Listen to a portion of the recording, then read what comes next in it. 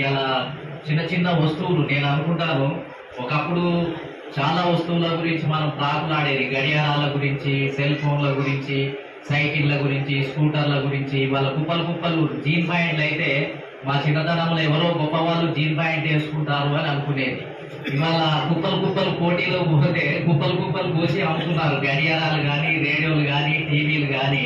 అంటే ప్రొడక్షన్ పెరగడం వల్ల, గ్లోబలైజేషన్ రావడం వల్ల ఈ భారతదేశంలో పేదవాళ్ళు కూడా వెగబడి కొనుక్కొని ఆ సౌకర్యాలను అనుభవించే పరిస్థితి ఉత్పన్నమైంది. అన్ని గమనించాలి. ఊరికనే ఏదో బండగుర్తులు పెట్టుకొని పాత తరాలనే మాట్లాడుతూ ఊరికే పాత ఇది గ్లోబలైజేషన్, స్వేచ్ఛ మార్కెట్ వస్తే ఏదో జరిగిపోతుంది, ఏదో నష్టం జరుగుతుంది. కారల్ మార్క్స్ చెప్పినట్టుగా ఏదో టెక్నాలజీ పెరిగితే నిరుద్యోగిత పెరిగి కార్మికులంతా పేదోళ్ళు అయిపోయి ఇక మొత్తం ఆయుధాలు పట్టుకొని తిరుగుబాటు చేస్తారు, కూల్ చేస్తారు, తర్వాత ఏంటంటే సోషలిజానికి వెళ్ళిపోతారు అని చెప్తే ఇవాళ మన తెలంగాణ